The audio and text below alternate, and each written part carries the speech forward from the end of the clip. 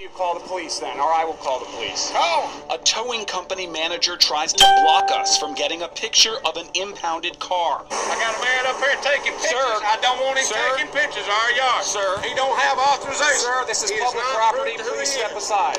Not shooting that way. Turn around. No.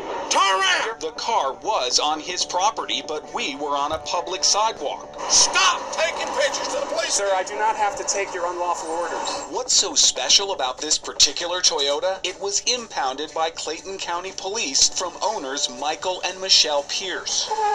The couple runs a thrift shop, and they routinely buy the contents of unpaid storage units. Their $1,700 bid won an auction for the Toyota. And then we found out it was stolen.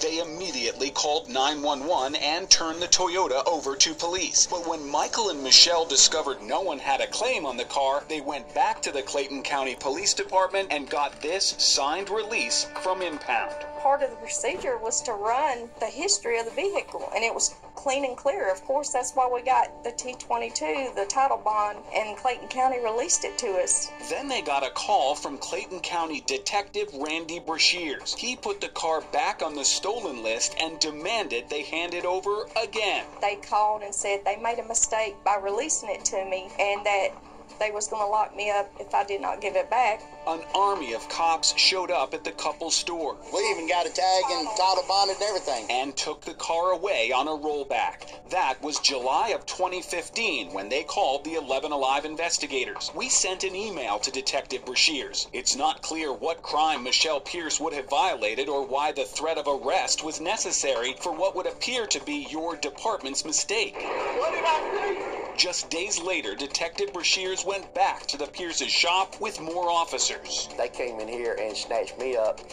as if I'd shot and killed somebody, and then turned around and locked my wife up, and never one time told us why they were doing it. They just did it. Okay, so why am I under arrest?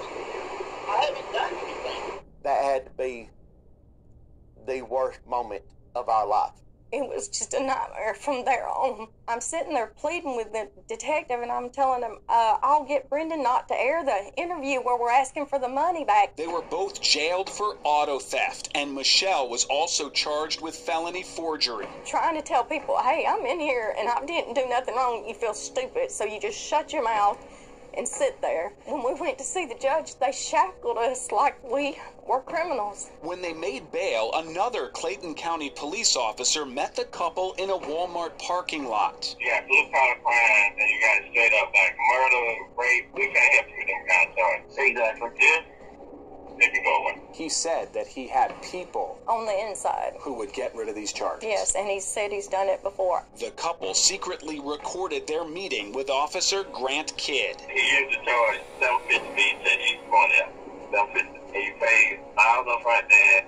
The rest of you pay after it go away. This police officer was telling you if you paid him $1,500, the charges would disappear. Yes. If it don't go away, if it go out to the grand jury, and you get your money back. Clayton County immediately fired Officer Kidd, and then the FBI arrested him for soliciting a bribe from the Pierces. The DA then dismissed the case against Michael and Michelle, saying the car was legally purchased at auction, and there is no evidence beyond a reasonable doubt that the defendant sought to defraud anyone. At the end